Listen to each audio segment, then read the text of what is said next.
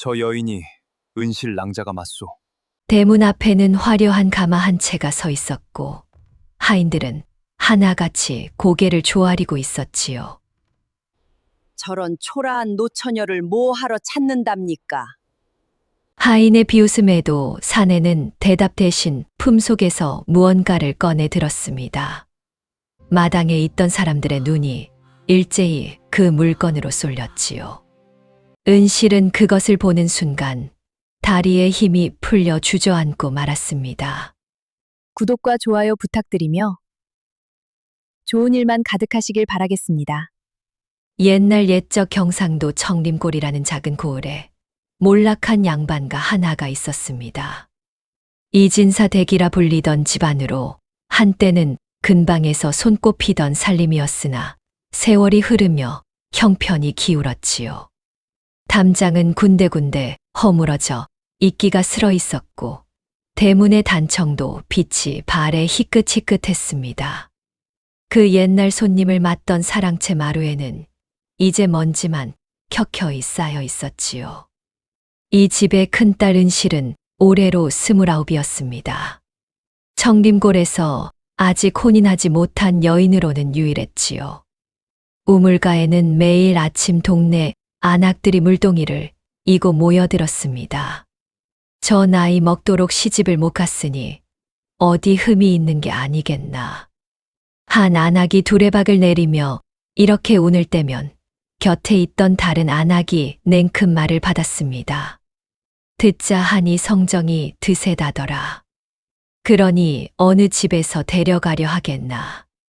전혀 근거 없는 소문이었지만 사람들의 입을 막을 방도는 없었지요. 물동이를 이고 지나가던 은실의 귀에도 이런 말들이 고스란히 와 닿았습니다. 은실은 그런 말들을 들어도 못 들은 척 고개를 숙인 채 지나치곤 했습니다. 얼굴은 붉어졌지만 걸음만은 흐트러뜨리지 않았지요.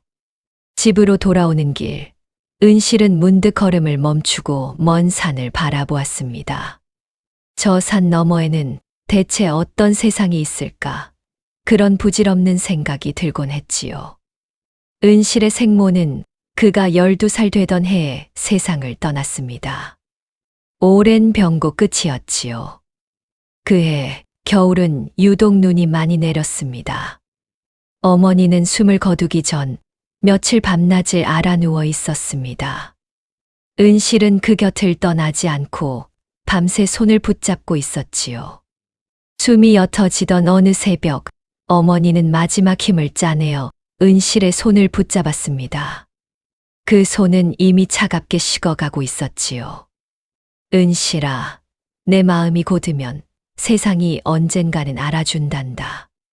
어머니의 목소리는 바람 앞에 촛불처럼 가늘게 떨렸습니다. 은실은 그 말을 놓치지 않으려 귀를 바짝 가져다 댔지요. 그것이 어머니의 마지막 말이었습니다. 은실은 그날 이후 몇 날 며칠을 울다 지쳐 잠들곤 했지요. 은실은 그 말을 가슴 깊이 새겼습니다. 어머니의 목소리가 잊힐까봐 밤마다 마음속으로 몇 번이고 되뇌었지요. 이 집에는 오래도록 은실을 돌봐온 유모가 하나 있었습니다. 사람들은 그를 3월 어멈이라 불렀지요. 3월 어멈은 은실의 생모가 시집을 때부터 함께 온 몸종이었습니다. 얼굴에는 굵은 주름이 자글자글했고 손은 평생의 노동으로 거칠어져 있었지요. 은실의 어머니가 세상을 뜬 뒤에도 그는 이 집을 떠나지 않았습니다. 아씨, 어머님 안 계셔도 이 늙은이가 있으니 너무 서러워 마셔요. 3월 어멈이 어린 은실을 품에 안고 이렇게 말해주곤 했습니다. 그 품에서는 늘 아궁이 불 냄새와 마른 풀 냄새가 났지요. 은실에게는 유일하게 마음을 놓을 수 있는 사람이었습니다. 그리고 2년 뒤 아버지 이현은 안동댁을 새 부인으로 맞아들였습니다. 본래 날 어린 은실은 새어머니의 얼굴을 조심스레 훔쳐보았습니다. 화려한 옷차림에 매서운 눈매를 가진 여인이었지요. 그 눈빛만으로도 은실은 왠지 모를 서늘함을 느꼈습니다. 이웃들은 새 안주인이 들어왔으니 이제 집안 살림이 다시 일어설 것이라며 기대했습니다. 하지만 그 기대와 달리 안동댁이 신경 쓰는 것은 오로지 자신이 데려온 세간과 자신이 낳을 딸의 앞날뿐이었지요. 안동댁은 처음부터 은실을 살갑게 대하지 않았습니다. 자신이 낳은 딸 명심만을 끔찍이 여겼지요. 밥상을 차릴 때도 옷감을 나눌 때도 늘 명심이 먼저였습니다. 명심에게는 고운 비단이 돌아갔고 은실에게는 늘 삼배 옷 한 벌이 전부였지요. 은실의 몫은 늘 나중이었습니다. 세월이 흘러 은실도 명심도 자랐습니다. 명심은 안동댁을 닮아 새침하고 도도한 성정으로 자라났지요. 언니는 참 편하겠어. 아무도 시집가라고 안 보채니 말이야. 명심은 곱게 자란 얼굴로 이런 말을 아무렇지 않게 내뱉곤 했습니다. 그 말투에는 어린아이 특유의 잔인한 무심함이 배어 있었지요. 은실의 마음이 어땠겠습니까? 가슴 한 구석이 뜨끔하고 무언가 울컥 치미는 것을 느꼈지만 그는 한 번도 되받아치지 않았습니다. 그럴 때마다 3월 어멈은 부엌 뒤편으로 은실을 조용히 불러내곤 했습니다. 아씨, 저런 말에 마음 상하지 마셔요. 아씨 심성이 얼마나 고운지는 이 늙은이가 제일 잘 압니다. 3월 어멈의 투박한 손이 은실의 등을 쓸어줄 때마다 은실은 겨우 숨을 돌릴 수 있었습니다. 부뚜막에 걸터 앉아 함께 나눠 먹던 감자 한 알이 그날의 유일한 위안이었지요. 아버지 이현은 몇 해 전부터 몸이 편치 않았습니다. 기침이 잦았고 자리에 눕는 날이 늘어갔지요. 밤이면 기침 소리가 담장을 넘어 골목까지 들릴 정도였습니다. 한때는 고을 사람들이 존경하던 진사 날이었건만 지금은 병상에 누워 지내는 신세였습니다. 방 안에는 늘 탕약 냄새가 짙게 배어 있었지요. 약값은 늘 부족했습니다. 집안 살림은 날로 궁핍해졌지요. 곳간은 텅 비어가고 하인들도 하나둘 떠나갔습니다. 은실은 밤이면 홀로 방에 앉아 바느질을 했습니다. 삭바느질로 몇 푼이라도 보태기 위해서였습니다. 등잔불이 가물거리는 방 안에서 그는 몇 시즌이고 바늘을 놀렸지요.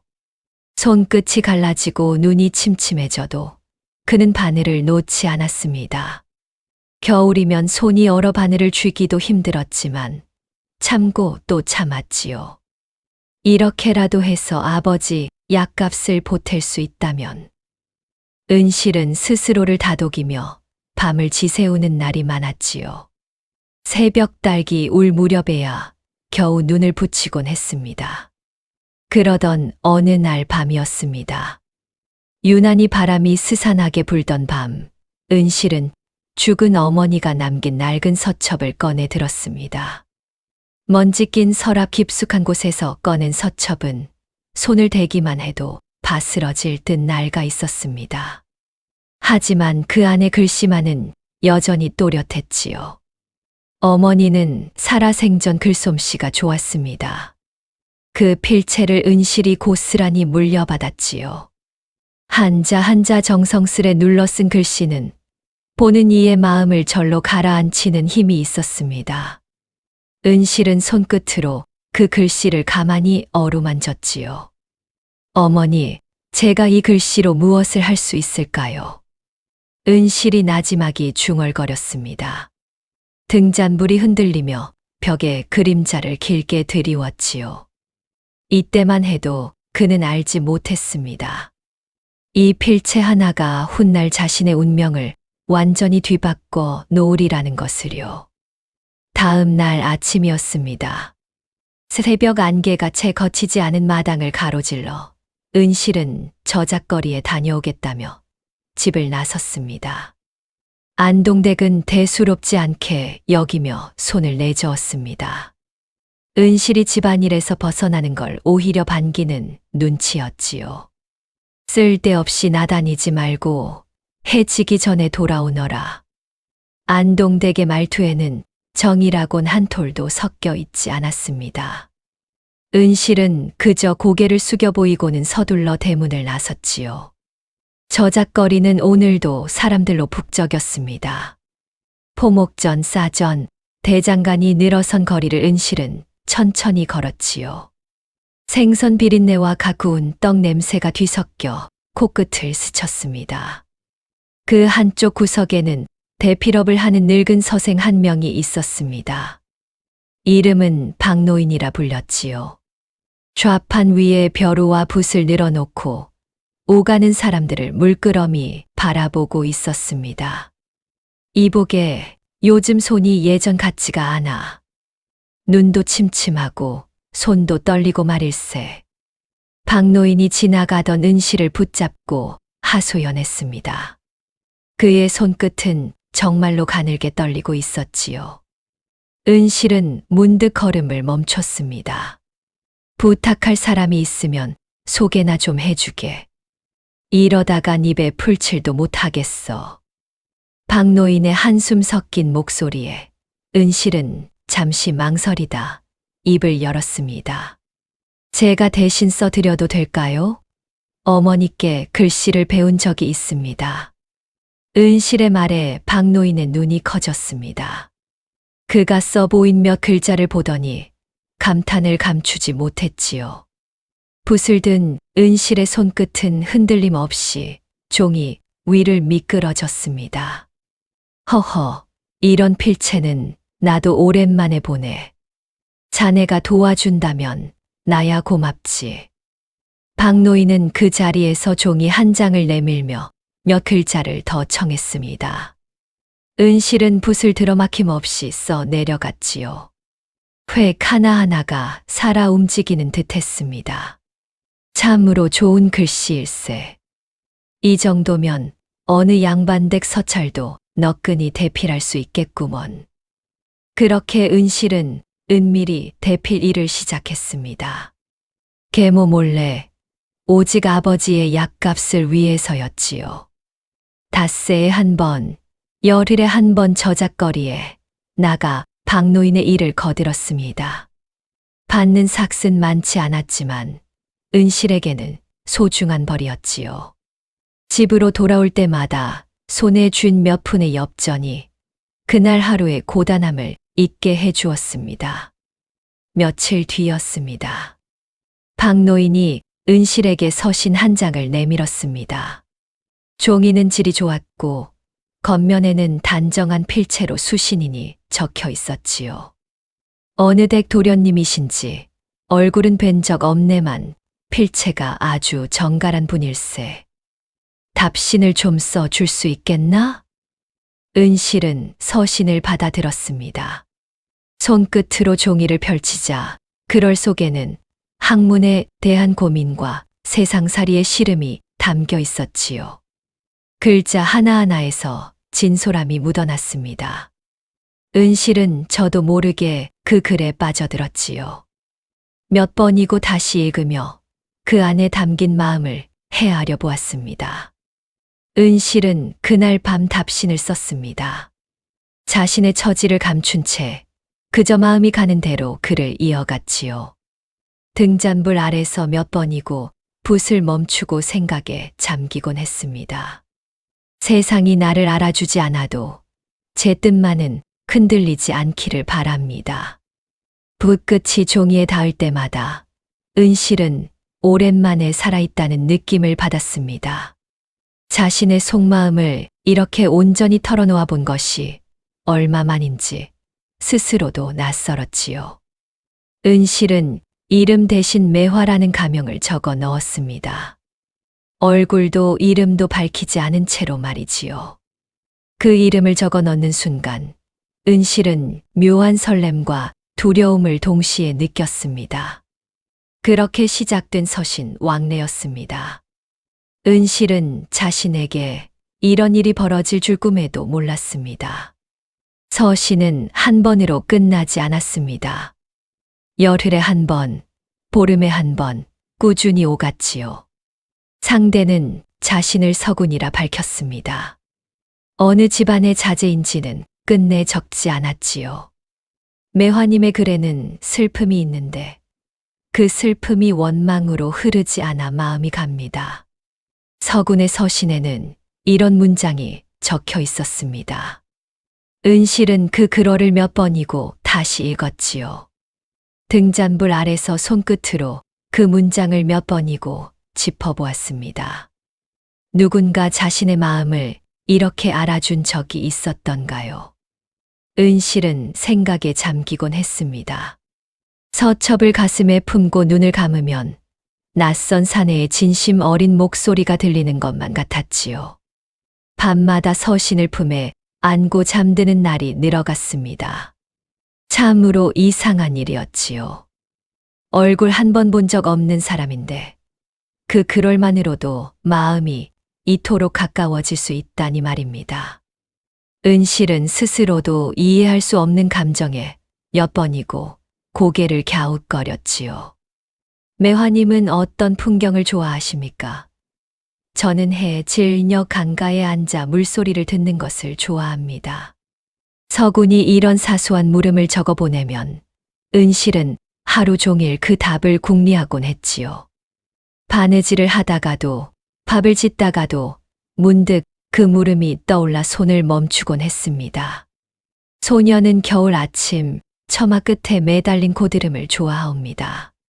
차갑지만 맑은 것이 꼭 사람의 마음 같아서요. 은실의 답신의 서구는 이런 글을 보내왔습니다. 사람의 진심은 얼굴보다 먼저 전해지는 법입니다. 은실은 이 구절을 마음속에 깊이 새겼지요. 몇 번이고 되뇌일수록 가슴이 따뜻해졌습니다. 그 문장을 읽고 또 읽으며 은실은 자신도 모르게 눈시울이 붉어지곤 했지요. 또 어느 서신에는 이런 글귀도 있었습니다. 저는 요즘 세상 사는 일이 참으로 버겁게 느껴집니다. 그런데 매화님의 글을 받는 날이면 이상하게도 다시 걸어갈 힘이 생깁니다. 은실은 이 글을 읽으며 문득 궁금해졌습니다. 대체 어떤 처지에 있는 사람이기에 이토록 힘겨워하면서도 이렇게 정갈한 글을 쓸 수 있는 것일까 하고 말이지요. 서구님도 힘든 나날을 보내고 계신 듯한데 부디 그 마음 잃지 않으시길 바라옵니다. 소녀 역시 힘든 나날이오나 서구님의 그럴 덕에 버티고 있사옵니다. 은실은 이렇게 답을 적어 보냈습니다. 붓끝이 종이를 스칠 때마다 마치 얼굴도 모르는 그 사람의 손을 잡아주는 듯한 기분이 들었지요. 그렇게 서신은 계절을 2번 넘기며 이어졌습니다. 봄에는 꽃 이야기를, 여름에는 소나기 이야기를 나누었지요. 가을이 되자 서구는 낙엽 한 장을 곱게 말려 서신 사이에 끼워 보내기도 했습니다. 이 낙엽이 매화님께 닿을 때쯤이면 이미 빛이 바랬을지도 모르겠습니다. 하지만 제 마음만은 바래지 않았으면 합니다. 은실은 그 낙엽을 손끝으로 조심스레 만져보았습니다. 바스락거리는 감촉이 왠지 사람의 마음처럼 조심스럽게 다뤄야 할 것만 같았지요. 그렇게 몇 달이 흘렀습니다. 은실은 낮에는 구박을 견디고 밤에는 서신을 기다리는 나날을 보냈지요. 낮과 밤이 완전히 다른 두 세상처럼 느껴질 정도였습니다. 요즘 언니 얼굴이 좀 밝아진 것 같은데 무슨 좋은 일이라도 있어? 명심이 문득 이상한 낌새를 눈치채고 물었습니다. 은실은 화들짝 놀라며 고개를 저었지요. 심장이 쿵 하고 내려앉는 듯 했습니다. 아니, 별일 없다. 그저 날이 따뜻해져서 그런가 보구나. 은실은 서둘러 말을 돌렸습니다. 이 비밀만은 지켜야 한다고 생각했지요. 손끝이 미세하게 떨리는 것을 명심이 눈치채지 못하기를 바랄 뿐이었습니다. 명심은 고개를 갸웃거리다 이내 관심을 거두었습니다. 은실은 가슴을 쓸어내렸지요. 하지만 그 후로도 며칠간은 마음을 놓지 못했습니다. 다만 3월 어멈만은 눈치를 챈 듯했습니다. 어느 날 밤 은실의 방에 몰래 들어와 서첩을 발견한 것이었지요. 아씨, 이것이 무엇이옵니까? 설마. 3월 어멈이 조심스레 물었습니다. 은실은 얼굴이 붉어지며 그간의 사정을 털어놓았지요. 처음에는 머뭇거리다가 결국 본물 터지듯 그동안 쌓인 마음을 모두 쏟아냈습니다. 3월 어멈은 한참을 말없이 듣더니 이내 은실의 손을 꼭 잡아주었습니다. 주름진 손의 온기가 은실의 손끝까지 전해졌지요. 아씨 마음 가는 대로 하셔요. 이 늙은이는 절대 아무한테도 이르지 않을 것입니다. 은실은 그제야 마음이 놓였습니다. 세상에 자신의 비밀을 나눌 수 있는 사람이 하나 더 생긴 것이었지요. 그날 밤 은실은 오랜만에 깊은 잠에 들 수 있었습니다.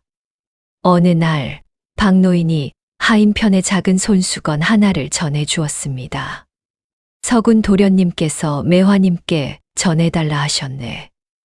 늘 고맙다는 말씀과 함께 은실은 손수건을 받아 들고 한참을 바라보았습니다. 수수한 무명천이었지만 그에게는 세상 무엇보다 귀한 것이었지요. 손끝으로 천을 만지작거리며 은실은 오래도록 자리를 뜨지 못했습니다. 한쪽 귀퉁이에는 작은 매화 한 송이가 수놓아져 있었습니다. 서투르지만 정성스러운 솜씨였지요. 삐뚤빼뚤한 바늘땀 하나하나에서 은실은 오히려 더 큰 진심을 느꼈습니다. 직접 놓으신 수라 하시더구먼. 여인의 솜씨는 아니라 어설프기 짝이 없지만 말일세. 박노인이 껄껄 웃으며 말했습니다. 은실은 그 말에 저도 모르게 미소를 지었지요. 얼굴 모를 그 사람이 서투른 손끝으로 밤새 바늘을 놀렸을 모습을 떠올리니 가슴이 뭉클해졌습니다. 은실은 그 손수건을 서첩 사이에 고이 끼워 넣었습니다. 얼굴 모를 그 사람이 은실의 유일한 위안이 되어 가고 있었습니다. 그런데 어느 날부터 서신이 뚝 끊겼습니다. 한 달이 지나도 두 달이 지나도 소식이 없었지요. 은실은 매일 박노인의 가게 앞을 서성였습니다. 혹시나 하는 마음에 발걸음을 옮겼다가 역시나 하는 마음으로 돌아서는 날이 반복되었지요. 박노인장 혹시 그분께 무슨 일이 생긴 건 아닌지요? 은실이 조심스레 물었습니다. 목소리에는 애써 감춘 불안이 묻어 있었지요. 박노인도 고개를 저을 뿐이었습니다. 낸들 알겠나. 인편도 뚝 끊겼으니 말일세. 그 댁에 무슨 사달이 났는지 원. 은실의 불안은 날로 깊어졌습니다. 혹여 자신이 무슨 실수라도 한 것은 아닌지 이런저런 생각에 밤잠을 설쳤지요. 등잔불을 밝혀둔 채 뜬 눈으로 밤을 지새우는 날도 있었습니다. 한편 그 무렵 서군은 상상조차 못할 시련을 겪고 있었습니다. 서군의 본래 이름은 한재하였습니다. 그의 아버지는 조정의 요직에 있던 인물이었으나 반대파의 모함으로 하루아침에 영모 사건에 연루되고 말았지요.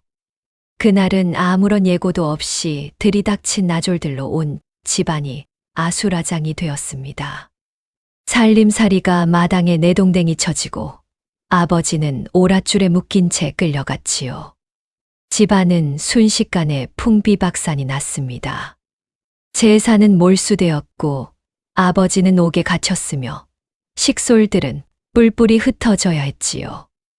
어제까지 곱게 자란 도련님이었던 재하는 하루아침에 쫓기는 신세가 되었습니다. 재하는 신분을 감춘 채 이곳저곳을 떠도는 신세가 되었습니다.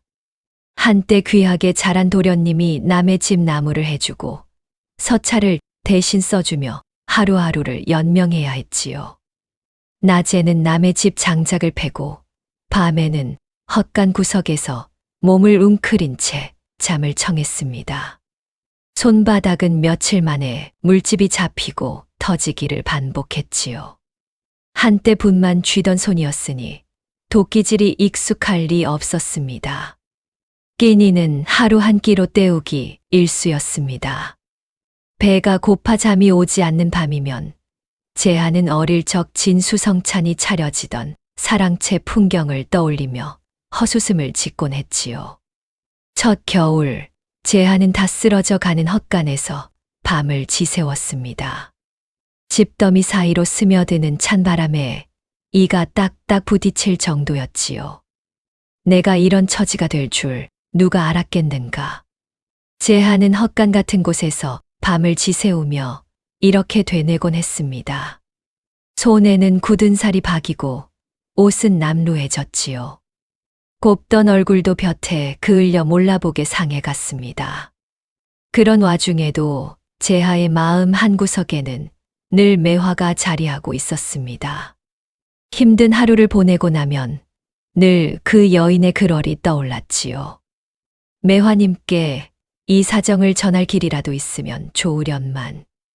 하지만 언제 어디서 누구의 눈에 띌지 모르는 처지였습니다. 행여 서신을 보냈다가 매화에게까지 화가 미칠까 두려워 제하는 차마붓을 들지 못했지요. 몇 번이고 종이를 펼쳤다가 다시 접어넣기를 반복했습니다. 제하는 아버지의 억울함을 밝히기 위해 백방으로 애를 썼습니다. 낮에는 몸을 숨긴 채 일을 하고 밤에는 옛 아버지의 지인들을 몰래 찾아다니며 증거를 모았지요. 그 세월이 실로 고단했습니다. 굶기를 밥 먹듯 했고 몇 번이고 붙잡힐 위기를 넘겼지요. 발소리만 들려도 심장이 덜컥 내려앉는 나날이었습니다. 그러던 어느 날 제하는 볼 일이 있어 청림골 저작거리를 지나게 되었습니다. 얼굴을 가린 채 조심스레 걸음을 옮기고 있었지요. 사람들의 시선을 피해 어깨를 잔뜩 웅크린 채였습니다. 은실은 이런 사정을 알 길이 없었습니다. 그저 잊혔구나 하는 생각에 마음이 무너져 내렸지요. 세상 일이 다 그런 것 아니겠느냐. 은실은 스스로를 다독이며 서첩을 서랍 깊숙이 넣어두었습니다. 그렇게 몇 달이 다시 흘렀지요. 계절이 2번 바뀌었습니다. 은실은 여전히 삭바느질과 대필일로 하루하루를 버텼습니다. 그러던 어느 늦은 오후였습니다. 해가 뉘엿뉘엿 저물어 가던 무렵 저작거리가 갑자기 소란스러워졌습니다. 도둑이야, 저놈이 포목점에서 은자를 훔쳐 달아났다. 사람들의 고함 소리가 이곳저곳에서 터져 나왔습니다. 은실도 놀라 걸음을 멈췄지요. 심장이 쿵쾅거리기 시작했습니다. 거리는 순식간에 아수라장이 되었습니다. 좌판이 넘어지고 사람들이 이리저리 뒤엉켰지요. 곡식이 쏟아지고 옹기가 깨지는 소리가 여기저기서 들렸습니다. 곧 나졸들이 한 사내를 붙잡아 끌고 왔습니다. 얼굴은 흙먼지로 뒤덮여 있었고 옷은 여기저기 찢어져 있었지요. 그 사내가 바로 신분을 숨기고 떠돌던 제하였습니다. 내가 아니요. 나는 그저 지나가던 길이었을 뿐이요. 사내가 필사적으로 외쳤습니다. 목소리가 갈라지고 떨렸지만 그 눈빛만은 흔들리지 않았지요. 하지만 아무도 그의 말을 들어주지 않았습니다. 저놈이 분명하다. 소란한 틈에 도망치려는 걸 내 눈으로 똑똑히 보았소. 포목점 주인이 씩씩거리며 손가락질을 했습니다. 사내는 억울한 얼굴로 고개를 저을 뿐이었지요. 그때였습니다. 은실의 눈에 낯익은 것이 들어왔습니다. 사내의 소매자락 속에서 떨어진 물건 하나였습니다. 낡은 서첩 조각 같은 것이었지요. 은실은 저도 모르게 그쪽으로 발걸음을 옮겼습니다. 그리고 조금 떨어진 곳에서 소란한 틈을 타 재빨리 사라지는 또 다른 그림자를 목격했습니다. 회색 저고리 자락이 골목 모퉁이로 사라지는 것을 은실은 똑똑히 보았지요. 관아 마당에는 구경꾼들이 잔뜩 몰려 있었습니다. 원님이 엄한 얼굴로 사내를 내려다보고 있었지요. 마당 한쪽에 세워진 형틀이 보는 이들의 마음을 서늘하게 했습니다. 내 이놈 순순히 자백하지 못할까. 원님의 호통에도 사내는 고개를 저을 뿐이었습니다. 얼굴은 피투성이었지만 눈빛만은 흐트러지지 않았지요. 소인은 결코 도둑질을 하지 않았습니다. 억울합니다. 사내의 목소리는 갈라져 있었지만 그 안에는 흔들림 없는 확신이 담겨 있었습니다. 무릎이 꿇린 채였지만 등만은 곧게 펴고 있었지요. 구경꾼들 사이에서 수군거림이 일었습니다. 저러다 큰 벌을 받겠구나 하는 말들이 오갔지요. 몇몇은 벌써부터 혀를 차며 고개를 돌렸습니다. 내 눈으로 똑똑히 보았다니까. 저놈이 은자를 품에 넣고 달아나는 걸. 포목점 주인이 다시 한번 목청을 높였습니다. 원님은 매서운 눈으로 사내를 노려보았지요. 매를 대령하라. 원님의 명이 떨어지려는 순간이었습니다. 나조리 곤장을 들고 다가서는 모습에 구경꾼들 사이에서 나지막한 탄식이 흘러나왔지요. 사내는 눈을 질끈 감았습니다. 이대로 매를 맞고 나면 결백을 증명할 기회조차 영영 사라질 것이었지요. 구경꾼들 몇몇은 이미 고개를 돌려 외면하고 있었습니다. 은실은 그 광경을 지켜보며 심장이 옥죄어 오는 것을 느꼈습니다. 나서야 한다는 생각과 나서면 안 된다는 생각이 동시에 머릿속을 스쳤지요. 만약 잘못 나섰다가 자신에게까지 화가 미친다면 병든 아버지는 또 어찌 되겠습니까? 하지만 곤장을 든 나졸의 손이 허공으로 올라가는 순간 은실의 두 다리가 먼저 움직이고 있었습니다. 그런데 이게 웬일입니까? 은실이 사람들을 해치고 앞으로 나선 것이었습니다. 심장이 미친 듯이 뛰었지만 발걸음만은 멈추지 않았지요. 원님, 소녀가 드릴 말씀이 있사옵니다. 은실의 목소리가 마당에 울려 퍼졌습니다. 사람들의 시선이 일제히 그에게 쏠렸지요. 여기저기서 술렁이는 소리가 들려왔습니다. 저 사람은 도둑질을 한 것이 아니옵니다. 소녀가 그 자리에서 똑똑히 보았습니다. 은실은 떨리는 목소리를 애써 다잡으며 말을 이었습니다. 손끝이 파르르 떨렸지만 눈빛만은 흔들리지 않으려 애썼지요. 진짜 은자를 훔친 자는 따로 있었사옵니다. 소란한 틈을 타 저 사내의 소매에 은자 주머니를 슬쩍 떠넘기고 그 자리를 빠져나가는 것을 소녀가 보았습니다. 관아 아니 술렁였습니다. 저 여인이 대체 무슨 사이라고 나서는 거냐는 손가락질도 있었지요. 은실의 등 뒤로 따가운 시선이 화살처럼 꽂혔습니다. 내가 그것을 어찌 그리 자세히 안단 말이냐? 혹여 저 사내와 아는 사이가 아니냐? 원님이 미심쩍은 눈으로 물었습니다. 은실은 담담히 대답했지요.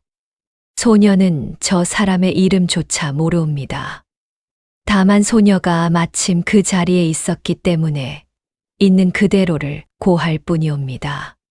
거짓을 고할 이유가 없사옵니다. 그 진범이라는 자의 생김새는 기억하느냐? 예, 원님.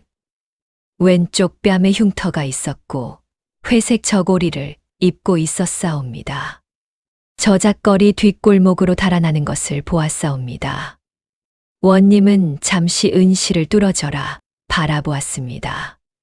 그 눈빛에는 여전히 의심이 서려 있었지만 은실은 시선을 피하지 않았지요. 마침내 원님이 나졸들에게 명을 내렸습니다. 그 생김새를 좇아 당장 뒷골목을 뒤져라. 은실의 마음이 어땠겠습니까? 사방에서 쏟아지는 의심의 눈초리 속에서도 그는 물러서지 않았습니다.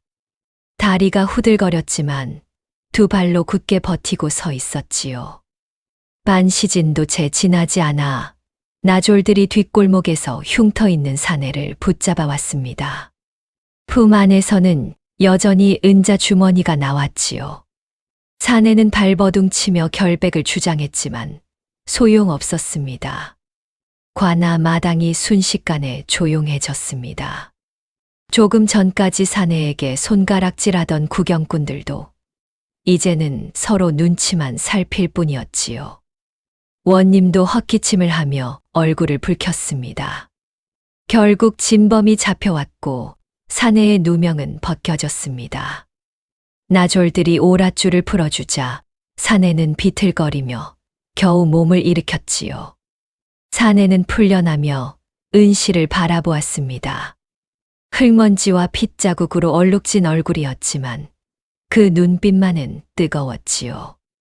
무언가 말을 하려다 이내 고개만 깊이 숙였습니다. 은혜는 잊지 않겠습니다. 사내는 그 한마디만을 남기고 총총히 사라졌습니다. 은실은 그가 누구인지 끝내 알지 못했습니다. 그저 그의 뒷모습이 인파 속으로 사라지는 것을 오래도록 바라볼 뿐이었지요. 관아를 나서는 은실의 발걸음은 한결 가벼웠습니다. 비록 사람들의 수군거림이 뒤따랐지만 억울한 일을 구했다는 사실만으로도 마음 한구석이 뿌듯했지요. 오랜만에 느껴보는 감정이었습니다. 풀려난 제아는 관아를 벗어나며 몇 번이고 뒤를 돌아보았습니다. 은실의 모습이 점점 멀어지는 것을 보며 가슴 한구석이 뜨거워지는 것을 느꼈지요. 저 여인이 아니었다면 나는 오늘 매를 맞고 옥에 갇혔을 것이다. 제하는 은실의 얼굴을 마음 깊이 새겼습니다. 그 담담하면서도 흔들림 없던 눈빛을 두고두고 잊지 못할 것 같았지요. 언젠가 반드시 이 은혜를 갚으리라 다짐하면서 말이지요. 하지만 그때는 자신의 처지가 처지인지라 감히 이름조차 물을 수 없었습니다. 그날 이후 은실의 이름은 청림골에 잠시 오르내렸습니다. 낯선 사내를 감싼 은실이라는 말이 떠돌았지요. 우물가에서도 저작거리에서도 그 이야기가 며칠이고 오갔습니다. 어떤 이들은 그를 대견하다 했고 또 어떤 이들은 처녀가 나설 일이 아니었다며 혀를 찼습니다. 엇갈리는 평가 속에서 은실은 그저 묵묵히 하루하루를 살아갈 뿐이었지요. 안동댁의 귀에도 이 소문이 들어갔습니다. 그날 저녁 안동댁의 얼굴이 불그락푸르락해졌지요. 집안 망신이다. 처녀가 낯선 사내 일에 나서다니. 이게 될 법한 일이냐? 안동댁이 매섭게 몰아세웠습니다. 방문이 부서질 듯 소리가 났지요. 은실은 고개를 숙인 채 아무 말도 하지 못했습니다. 안 그래도 30 다 되도록 시집 못 간 게 흠인데 이제는 별 이상한 소문까지 붙는구나. 안동댁의 잔소리는 며칠이고 이어졌습니다. 밥상머리에서도 지나가는 말로도 몇 번이고 그 이야기를 꺼내며 은실을 몰아세웠지요. 은실은 그저 묵묵히 견딜 뿐이었습니다. 한 번은 이웃 마시를 다녀온 명심마저 이 일을 화제로 삼았습니다. 언니 저작거리에서 그 사내 도와줬다는 얘기 온 동네에 다 퍼졌던데 부끄럽지도 않아? 명심의 말에 은실은 아무 대꾸도 하지 않았습니다. 그저 하던 바느질감을 조용히 내려다볼 뿐이었지요. 그러던 중이었습니다. 안동댁은 은실이 요즘 부쩍 자주 저작거리에 나간다는 걸 눈치챘습니다. 눈초리가 점점 날카로워졌지요. 내 요즘 통 저작거린 아들이가 작구나. 대체 거기서 무얼 하고 다니는 게냐? 안동댁이 날카롭게 물었습니다. 은실은 순간 가슴이 철렁 내려앉았지요. 손끝이 저릿해지는 것을 애써 감추었습니다.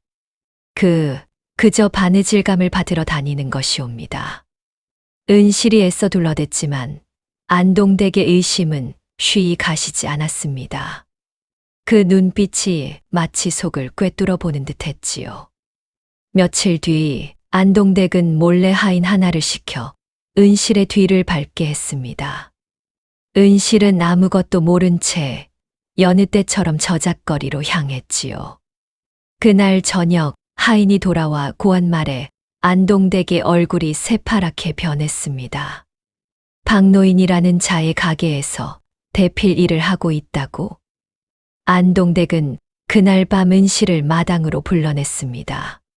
서리빨 같은 목소리였지요. 달빛 아래 안동댁의 얼굴이 유독 매섭게 보였습니다. 내 요 며칠 이상한 낌새가 있어 사람을 붙여봤더니 아니나 다를까였구나. 안동댁이 팔짱을 낀 채 은실을 노려보았습니다. 은실은 그 앞에서 고개도 제대로 들지 못했지요. 양반가의 여식이 저작거리에서 삭슬 받고 남의 글을 써준단 말이냐. 이 무슨 망신살이더냐. 어머님, 그저 아버지 약값에 보탬이 되고자. 은실이 조심스레 사정을 아뢰었으나 안동댁은 들으려 하지 않았습니다. 손을 휘저으며 은실의 말을 잘라버렸지요. 당장 그만두어라. 앞으로 저작거리 근처에는 얼씬도 하지 말거라. 은실의 마음이 어땠겠습니까? 유일하게 숨 쉴 수 있던 그 작은 자리마저 이렇게 빼앗기고 만 것이었습니다. 마당에 우두커니 선 채 은실은 한참을 움직이지 못했지요. 그날 이후 은실은 더 이상 박노인의 가게에 나갈 수 없었습니다. 혹여 서군에게서 다시 소식이 오더라도 이제는 받을 길조차 없어진 셈이었지요. 은실은 방 안에 홀로 앉아 서첩을 어루만지며 눈물을 삼켰습니다. 세상이 자신에게서 하나씩 하나씩 무언가를 빼앗아가는 것만 같았습니다. 등잔불이 꺼질 때까지 그는 오래도록 그 자리에 앉아 있었지요. 3월 어멈이 그런 은실을 보다 못해 조용히 다가왔습니다. 등을 가만히 쓸어주는 손길이 따뜻했지요. 아씨, 너무 상심 마셔요. 인연이라는 것이 어디 그리 쉽게 끊어지겠습니까? 3월 어멈의 말에 은실은 희미하게 고개를 끄덕였습니다. 하지만 마음속 슬픔까지 지울 수는 없었지요. 그날 밤 은실은 이불을 뒤집어 쓴 채 소리 죽여 울었습니다. 한편 아버지 이현의 병세는 날로 깊어졌습니다. 은실은 밤낮으로 병수발을 들었지요. 밤이 깊어도 그 곁을 떠나지 않았습니다. 아버지, 조금만 더 힘을 내십시오. 은실이 이마에 땀을 닦아주며 속삭였습니다. 이현은 힘없이 눈을 감았다 뜰 뿐이었지요. 야윈 얼굴의 핏기라곤 찾아볼 수 없었습니다. 약탕기를 다리고 죽을 쓰고 밤새 곁을 지키는 일이 은실의 몫이었습니다. 안동댁이나 명심은 좀처럼 병실을 찾지 않았지요.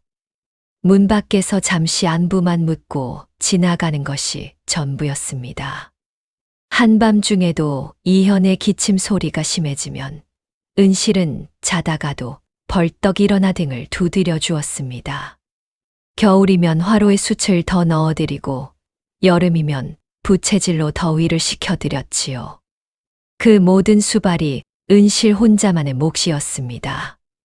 어차피 얼마 못 가실 텐데 뭘 그리 애를 쓰느냐. 명심이 지나가는 말로 던진 이 한마디에 은실의 가슴이 찢어지는 듯했습니다. 손에 쥐고 있던 약사발이 흔들려 몇 방울이 흘러넘쳤지요. 그 무렵 명심의 혼담이 오가기 시작했습니다. 이웃 고을의 넉넉한 집안에서 청혼이 들어온 것이었지요. 중매쟁이가 몇 차례나 드나들며 혼사를 성사시키려 애를 썼습니다. 안동댁은 뛸 듯이 기뻐했습니다. 명심을 좋은 자리에 시집 보낼 생각에 들떠 있었지요. 며칠 밤낮으로 혼수 이야기만 늘어놓았습니다. 이번 혼사만 잘 치르면 우리 집안도 다시 일어설 수 있다. 안동댁이 명심의 손을 잡고 말했습니다. 온 집안에 오랜만에 화기가 돌았지요. 그러나 은실에게는 그 화기가 닿지 않았습니다. 부엌 한쪽에서 묵묵히 일만 거들 뿐이었지요. 그런데 문제가 하나 있었습니다. 그 집안에서 예단으로 은실의 몫이었던 땅 문서를 요구해온 것이었지요. 명심의 혼처가 넉넉한 만큼 그에 걸맞은 혼수를 바라는 것이었습니다. 은실의 생모가 은실에게 남긴 얼마 안 되지만 유일한 재산이었습니다. 작은 밭대기였지만 어머니의 손길이 닿은 마지막 흔적이었지요. 은실은 그 문서를 서랍 깊숙이 소중히 보관해 왔습니다. 가끔 홀로 있을 때면 은실은 그 문서를 꺼내 어머니의 인장이 찍힌 자리를 손끝으로 짚어보곤 했습니다. 비록 작은 밭이었지만 그것은 은실에게 어머니가 이 세상에 살았다는 유일한 증거와도 같았지요. 언니 몫이라고 해봐야 언니가 시집도 안 갈 텐데 그냥 명심이한테 넘기면 되지 않느냐. 안동댁이 아무렇지 않게 말했습니다. 은실은 그 말에 가슴이 무너지는 듯했지요. 숨이 턱 막혀오는 느낌이었습니다. 그 땅은 어머니께서 소녀에게 남기신 것이옵니다. 부디 그것만은. 은실이 힘겹게 입을 열었습니다. 목소리가 떨려 나왔지요. 하지만 안동댁은 들은 척도 하지 않았습니다. 산 사람이 먼저지 죽은 사람 유품이 다 무슨 소용이냐. 안동댁의 말은 칼날처럼 은실의 가슴을 파고들었습니다. 어머니가 남긴 마지막 흔적마저 빼앗기게 생긴 것이었습니다. 은실은 아무 말도 할 수 없었습니다. 그저 두 주먹을 꼭 쥔 채 고개를 떨굴 뿐이었지요. 며칠 뒤 결국 땅 문서는 명심의 혼수품으로 넘어갔습니다. 은실은 그저 지켜볼 수밖에 없었지요. 문서가 명심의 손에 넘어가던 그 순간 은실의 눈에는 어머니의 얼굴이 아른거렸습니다. 그날 밤 3월 어멈이 은실의 방에 몰래 죽 한 그릇을 가져다 주었습니다. 김이 모락모락 나는 죽에서는 은은한 온기가 느껴졌지요. 아씨, 이거라도 좀 드셔요. 며칠째 제대로 못 드시는 것 같아서. 3월 어멈의 정성에 은실은 목이 메었습니다. 세상 인심이 이리도 차가워도 이 늙은 유모의 마음만은 늘 한결같았지요. 은실은 숟가락을 든 채 한참을 그저 눈물만 삼켰습니다. 그러던 어느 날이었습니다. 명심의 혼수를 준비하던 중 안동댁이 아끼던 은비녀 하나가 감쪽같이 사라졌습니다. 아니, 이게 어디 갔단 말이냐. 분명 이 자리에 두었는데. 안동댁이 방 안을 온통 뒤집으며 소리쳤습니다. 집안이 발칵 뒤집혔지요. 문갑이며 반다지며 모조리 열어져 쳤습니다. 필시 누군가 손을 댄 것이 틀림없다. 안동댁의 매서운 눈초리가 이내 은실에게 향했습니다. 은실은 그 시선만으로도 심장이 얼어붙는 듯했지요. 내가 요즘 자꾸 이 방을 드나들었다지. 혹시 내가 손을 댄 것이 아니냐? 은실은 억장이 무너지는 듯했습니다. 그저 청소를 도우러 몇 번 들렀을 뿐이었지요. 하지만 변명할 틈도 없었습니다. 어머님, 소녀는 결코 그런 짓을. 듣기 싫다. 형편이 궁하니 딴 마음을 품었을 수도 있는 일 아니냐. 안동댁의 억지에 은실은 아무 말도 할 수 없었습니다. 눈앞이 캄캄해지는 것만 같았지요. 명심 역시 곁에서 거들었습니다. 언니가 요즘 궁색하게 지내는 걸 보면 그럴 만도 하지. 이복 동생의 그 한마디에 은실의 가슴이 더욱 무너져 내렸습니다. 믿었던 동생마저 자신을 도둑으로 몰아가는 상황이 견딜 수 없이 서러웠지요. 결국 은실은 종일 마당에 무릎을 꿇고 벌을 서야 했습니다. 찬 바람이 옷깃 사이로 파고들었지요. 무릎 아래로 흙바닥의 냉기가 그대로 전해졌습니다. 해가 중천에 떠오를 때까지도 안동댁은 은실을 일으켜 세우지 않았습니다. 지나가던 행상이 그 광경을 흘낏 보고는 혀를 차며 지나갔지요. 저 댁은 큰딸을 아주 종부리듯 하는구먼. 행상의 그 한마디가 은실의 귀에까지 어렴풋이 들려왔습니다. 하지만 은실은 고개를 들지 않았지요. 그저 눈앞의 흙바닥만을 응시할 뿐이었습니다. 시간이 흐를수록 다리에 감각이 사라져 갔습니다. 지나가던 이웃들이 흘깃흘깃 쳐다보는 시선도 은실은 참아내야 했지요. 3월 어멈은 그 광경을 참아 지켜볼 수 없어 몰래 명심의 방을 뒤지기 시작했습니다. 손이 떨렸지만 눈빛만은 단호했지요. 아씨가 그럴 리 없다. 내 이 두 눈으로 반드시 밝히고 말겠다.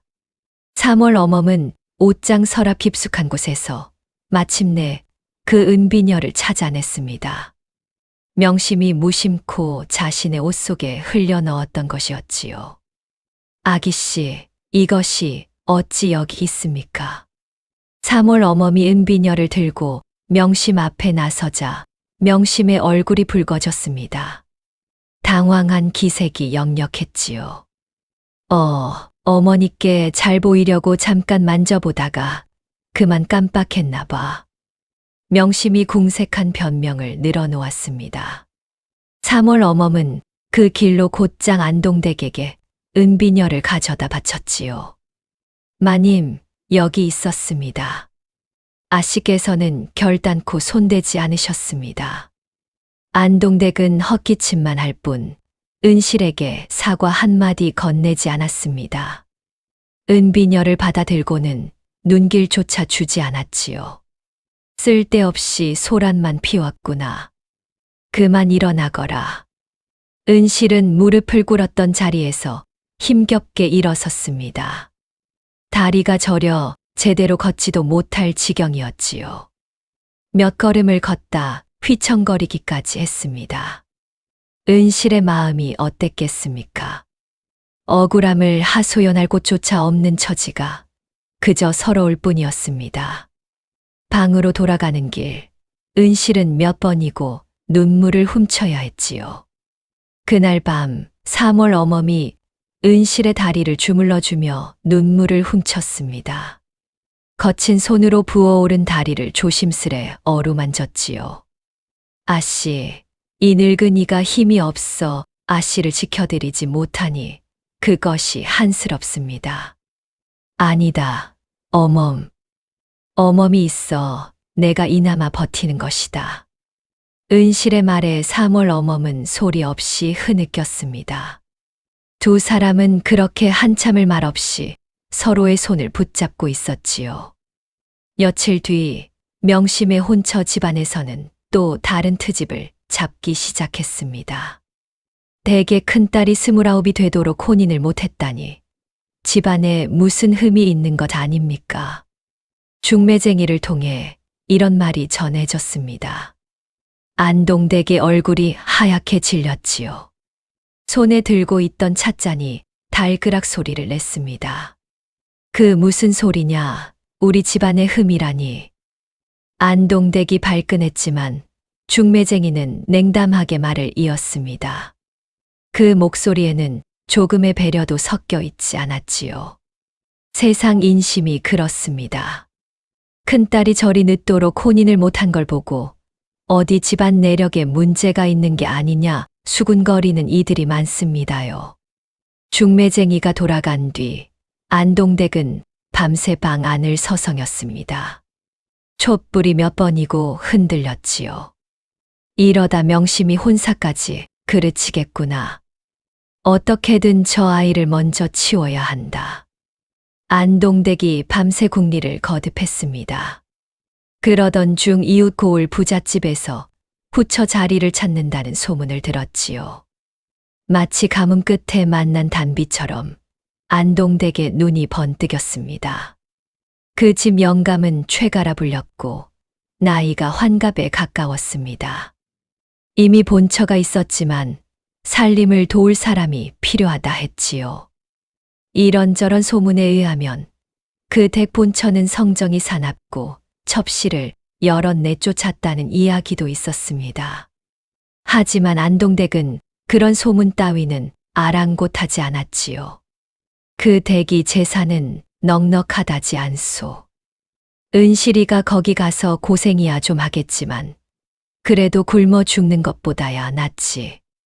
안동댁은 이렇게 스스로를 다독이며 마음을 굳혔습니다. 마치 자신이 큰 선심이라도 베푸는 양 표정에는 일말의 죄책감도 비치지 않았지요. 그날 밤 안동댁은 남편 이현의 방을 찾았습니다. 평소와 달리 부드러운 목소리를 꾸며내며 운을 뗐지요. 은실이를 그리로 보내면 어떻겠소. 나이도 나이니 그쪽에서도 마다하지 않을 것이요. 안동댁이 이현에게 넌지시 말을 꺼냈습니다. 병상에 누운 이현의 얼굴이 파리하게 굳었지요. 이현은 힘없이 고개를 저었습니다. 그것만은 아니 돼요. 은실이는 내게 하나뿐인. 이현의 말이 채 끝나기도 전에 기침이 터져 나왔습니다. 온몸을 뒤흔드는 기침에 이현은 한참을 숨을 고르지 못했지요. 손으로 가슴을 부여잡고 몇 번이고 캑캑거렸습니다. 가까스로 숨을 고른 이현이 다시 입을 열었습니다. 은실이 없이는 내가 어찌 눈을 감겠소. 그 말에는 병든 아비로서의 무력함과 딸을 지켜주지 못하는 서러움이 함께 배어 있었습니다. 하지만 안동댁은 매서운 눈으로 남편을 내려다볼 뿐이었지요. 영감은 병수발이나 받으시지 집안일에 무슨 참견이십니까? 안동댁의 목소리가 방 안을 서늘하게 채웠습니다. 이현은 더 이상 아무 말도 하지 못했습니다. 그저 눈을 감고 고개를 돌릴 뿐이었지요. 은실은 문 밖에서 이 모든 대화를 듣고 있었습니다. 다리에 힘이 풀려 그 자리에 주저앉을 뻔했지요. 손으로 문설주를 짚으며 가까스로 몸을 지탱했습니다. 가슴 속에서 무언가가 툭 끊어지는 듯한 소리가 들리는 것만 같았습니다. 은실은 숨을 죽인 채 한참을 그 자리에 서 있었지요. 며칠 뒤 최영감 댁에서 사람이 나와 은실을 직접 보고 가겠다는 전갈이 왔습니다. 본처 되시는 분이 친히 오신다 하니 흠잡히지 않게 채비를 단단히 하거라. 안동댁이 은실을 다그쳤습니다. 은실은 그저 고개를 끄덕일 뿐이었지요. 그날 아침 은실은 오래도록 거울 앞에 앉아 있었습니다. 낯선 자신의 얼굴을 물끄러미 바라보면서요. 그날 오후 화려한 옷차림의 중년 여인이 하인 여럿을 거느리고 대문을 들어섰습니다. 최영감의 본처였습니다. 비단옷 스치는 소리가 마당에 가득했지요. 여인은 은실을 위아래로 훑어보더니 대뜸 못마땅한 표정을 지었습니다. 그 시선이 마치 물건을 감정하는 듯 했지요. 이 나이에 아직 혼인을 못했다니 어디 몸이 성치 않은 게 아니오? 본처의 말투에는 노골적인 무시가 담겨 있었습니다. 은실은 고개를 숙인 채 아무 말도 하지 못했지요. 얼굴이 화끈거렸지만 애써 참았습니다. 손은 왜 이리 거칠어? 삭바느질이나 하던 손인가 보구먼. 본처가 은실의 손을 잡아채듯 살피며 혀를 찼습니다. 은실의 손끝이 파르르 떨렸지요. 거친 손등을 훑은 그 눈빛에 은실은 수치심을 느꼈습니다. 우리 댁에 들어오면 위아래를 똑똑히 알아야 할 것이오. 나서지 말고 그저 시키는 일이나 잘하면 되는 것이지. 본처는 이번엔 은실의 턱을 손끝으로 슬쩍 들어 올리며 얼굴을 요모조모 뜯어보았습니다. 은실은 숨조차 제대로 쉬지 못한 채 그 손길을 견뎌야 했지요. 이도 성한지 좀 봅시다. 나이 들어 이가 성치 않으면 그것도 큰일이지. 본처의 말에 은실은 귀를 의심했습니다. 마치 마소를 사고 파는 자리에 서 있는 듯한 기분이었지요. 하지만 그 자리에서 무어라 항변할 수도 없었습니다. 음식 솜씨는 어떻소? 우리 댁 어른 입맛이 워낙 까다로우신데. 본처가 안동댁을 향해 물었습니다. 안동댁은 애써 웃음을 지어 보이며 대답했지요. 솜씨야, 나무랄 데 없습니다. 바느질이며 음식이며 저 아이 손끝을 안 거친 것이 없지요. 은실은 그 말을 들으며 속으로 씁쓸한 웃음을 지었습니다. 평소에는 궁색하다 손가락질하던 그 손끝을 지금은 이리도 지켜 세우고 있으니 말이지요. 전에 데려온 아이는 손끝이 야물지 못해 그릇 하나 제대로 못 씻고 쫓겨났었소. 이번에는 그런 일이 없어야 할 텐데. 본처가 넌지시 이런 말을 흘렸습니다. 곁에 있던 하인 하나가 슬쩍 고개를 숙이며 눈짓을 주고받았지요. 은실은 그 눈빛 속에서 자신을 기다리고 있는 것이 결코 만만치 않은 자리임을 직감했습니다. 우리 댁에 첩실로 왔다가 못 견디고 나간 이가 한둘이 아니지. 그러니 아예 처음부터 마음을 단단히 먹고 오라 이르시오. 본처의 말투에는 은근한 위협이 섞여 있었습니다. 은실의 등줄기로 서늘한 기운이 스쳐 지나갔지요. 우리 댁에 들어오면 위아래를 똑똑히 알아야 할 것이오. 나서지 말고 그저 시키는 일이나 잘하면 되는 것이지. 본처는 마치 물건을 고르듯 은실을 살피고는 안동댁을 향해 말했습니다. 인물은 그런 대로 봐줄 만하니 데려가긴 하겠소. 대신 예단은 넉넉히 챙겨 보내시오. 은실의 마음이 어땠겠습니까? 자신이 마치 물건처럼 값이 매겨지고 있다는 사실이 견딜 수 없이 참담했습니다. 고개를 숙인 채 은실은 두 주먹을 꼭 쥐었지요. 문득 은실의 머릿속에 한 가지 생각이 스쳤습니다. 지금 이 순간을 벗어나기 위해서라면 무슨 말이든 해야 하지 않을까 하는 생각이었지요.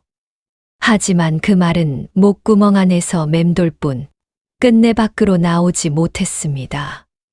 병상의 아버지 얼굴이 떠올랐기 때문이었지요. 본처는 자리에서 일어나며 마지막으로 한마디를 덧붙였습니다. 혼산날 아침에 사람을 보내겠소. 곱게 단장시켜 내보내시오. 그 말을 남기고 본처는 하인들을 거느린 채 대문을 나섰습니다. 대문이 닫히는 소리가 유난히 크게 울렸지요. 본처가 돌아간 뒤 은실은 방으로 들어가 조용히 문을 닫았습니다. 방 안의 정적이 유난히 무겁게 느껴졌지요. 이것이 내 팔자로구나. 은실은 나지막이 중얼거렸습니다. 창밖으로 스산한 바람이 지나갔지요. 그는 오래도록 창가에 앉아 흘러가는 구름을 바라보았습니다. 며칠 뒤 명심의 혼수를 위한 작은 잔치가 열렸습니다. 이웃 고을 손님들을 미리 초대해 예단을 선보이는 자리였지요. 마당에는 차일이 쳐지고 상마다 음식이 그득했습니다. 안동댁은 은실에게 잔치 시중을 들라 명했습니다. 큰딸이라는 게 부엌일 하나 못 거들어서야 쓰겠느냐. 오늘은 손님상 나르는 일을 맡거라. 은실은 고운 옷 한 벌 걸치지 못한 채 무명 저고리 차림으로 하루 종일 상을 나르고 술을 따라야 했습니다. 부엌과 마당을 몇 번이고 오가느라 저고리 등이 땀으로 젖었지요.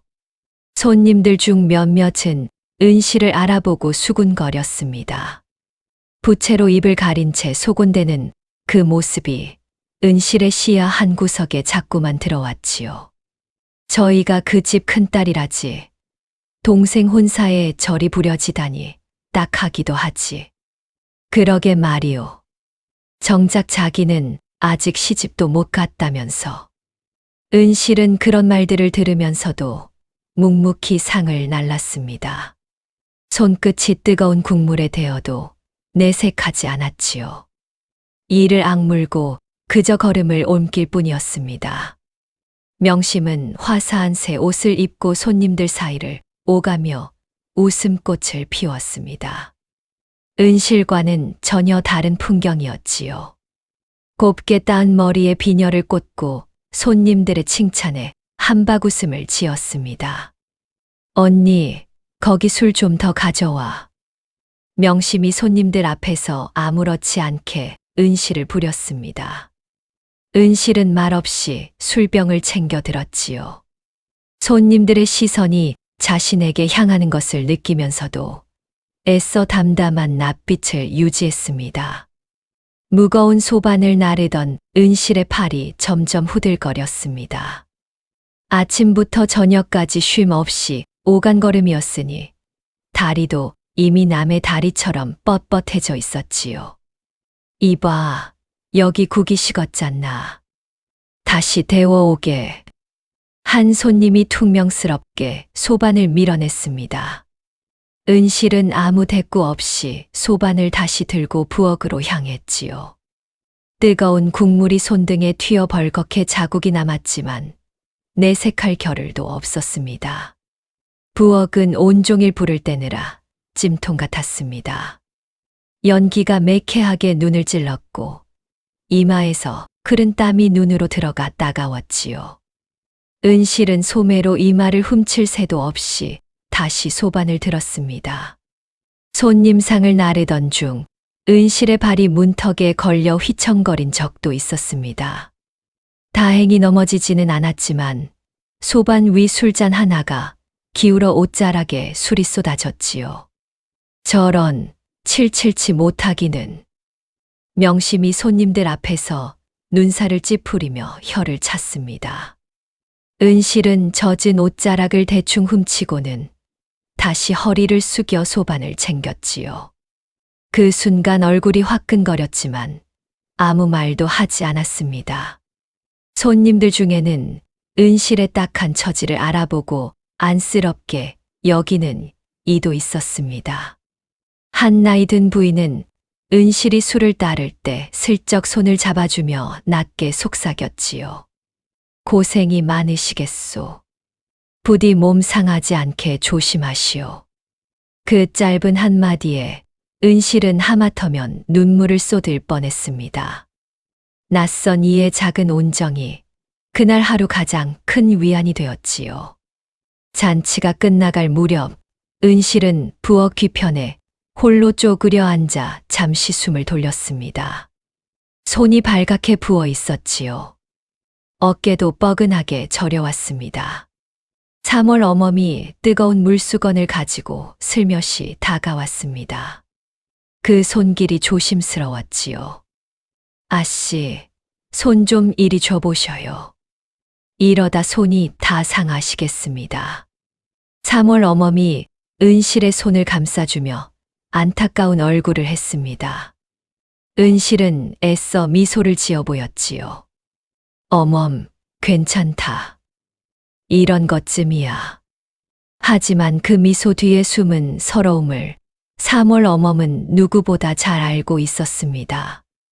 은실의 눈가에 맺힌 물기를 그는 놓치지 않았지요. 세상이 참으로 야속합니다. 아씨. 어찌 사람 마음을 이리도 몰라준답니까? 3월 어멈의 말에 은실은 아무 대답도 하지 못하고 그저 고개를 떨구었습니다. 두 사람은 한동안 그렇게 말없이 앉아 있었지요. 혼산날이 다가올수록 은실의 얼굴은 점점 야위어 갔습니다. 거울에 비친 얼굴이 낯설게 느껴질 정도였지요. 밤마다 잠을 이루지 못했고, 낮에는 그저 기계적으로 몸을 움직일 뿐이었지요. 밥상 앞에서도 숟가락을 몇 번 들지 못하고 내려놓기 일쑤였습니다. 명심은 그런 언니를 보고도 별다른 말을 건네지 않았습니다. 오히려 자신의 혼수 준비에 여념이 없었지요. 언니가 먼저 시집을 가야 내 혼사도 순탄하게 풀리니 잘된 일 아니겠어. 명심이 무심코 던진 말에 은실은 아무 대꾸도 하지 않았습니다. 그저 창밖으로 시선을 돌릴 뿐이었지요. 안동댁은 최영감 댁에서 보내온 예물을 흡족한 얼굴로 살폈습니다. 비단과 폐물을 하나하나 만져보며 흐뭇해했지요. 은실의 심정 따위는 안중에도 없었습니다. 이웃들 사이에서도 이런저런 말들이 오갔습니다. 저리 늦도록 있다가 구처로 가다니 참으로 안 됐다. 그래도 굶어 죽는 것보다야 낫지 않겠나. 은실의 귀에도 이런 말들이 간간히 들려왔지만 그는 그저 묵묵히 걸음을 옮길 뿐이었습니다. 사람들의 시선을 피해 고개를 숙인 채 걷는 날이 늘어갔지요. 그러던 어느 밤이었습니다. 3월 어멈이 은실의 방으로 조용히 찾아들었습니다. 문을 여닫는 소리조차 조심스러웠지요. 아씨, 이 늙은이가 드릴 말씀이 있습니다. 3월 어멈의 목소리가 여느 때와 달리 낮고 진지했습니다. 은실은 의아한 눈으로 유모를 바라보았지요. 등잔불에 비친 3월 어멈의 얼굴에는 결연함이 서려 있었습니다. 제게 먼 친척이 하나 있사온데 여기서 이틀 거리 떨어진 산골 마을에 삽니다. 아씨께서 원하신다면 그곳까지 모셔다 드릴 수 있습니다. 3월 어멈의 말에 은실은 숨이 멎는 듯 했습니다. 순간 심장이 세차게 뛰기 시작했지요. 어멈, 그게 무슨... 이대로 최영감 댁에 가시면 아씨 신세가 어찌 될지 이 늙은이는 눈에 훤합니다. 차라리 오늘 밤이라도 이 집을 나서시는 게... 3월 어멈의 눈에는 진심이 가득했습니다. 은실은 한참을 아무 말도 하지 못했지요. 등잔불이 흔들리는 소리만이 방 안을 채웠습니다. 그날 밤 은실은 뜬 눈으로 밤을 지새우며 고민에 고민을 거듭했습니다. 이불 속에서 몸을 뒤척이며 몇 번이고 보찜을 쌌다가 다시 풀었지요. 도망친다면 이 지긋지긋한 굴레에서 벗어날 수 있을지도 몰랐습니다. 낯선 산골에서 새로운 삶을 시작하는 자신의 모습을 잠시 그려보기도 했지요. 어쩌면 그곳에서는 아무도 자신의 나이를 손가락질하지 않을지도 몰랐습니다. 어쩌면 그곳에서는 밤마다 몰래 서첩을 꺼내 보지 않아도 될지도 몰랐지요. 은실은 잠시 그런 상상에 젖어 눈을 감아보았습니다.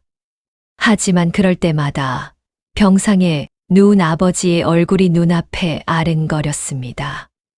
내가 떠나면 아버지는 누가 돌본단 말인가. 은실은 몇 번이고 보찜을 쌌다가 다시 풀었습니다. 창밖이 희붐하게 밝아올 때까지 그 고민은 끝나지 않았지요. 새벽달 울음소리가 들려올 무렵에야 은실은 마음을 굳혔습니다. 결국 동이 틀 무렵 은실은 3월 어멈을 찾아가 고개를 저었습니다. 눈이 퉁퉁 부어 있었지요. 어멈, 고마운 마음은 평생 잊지 않겠네. 하지만 나는 갈 수 없네. 아버지를 두고는 도저히. 은실의 눈에서 눈물이 흘러내렸습니다. 3월 어멈도 함께 눈물을 흘리며 은실을 끌어안았지요. 두 사람의 어깨가 동시에 들썩였습니다. 아씨 마음이 그러하시다면 이 늙은이가 어찌 더 권하겠습니까? 다만 어떤 처지에서도 아씨 곁을 떠나지 않겠습니다. 은실은 3월 어멈의 품에서 오래도록 소리 없이 울었습니다. 그렇게 도망칠 마지막 기회마저 스스로 내려놓은 것이었지요.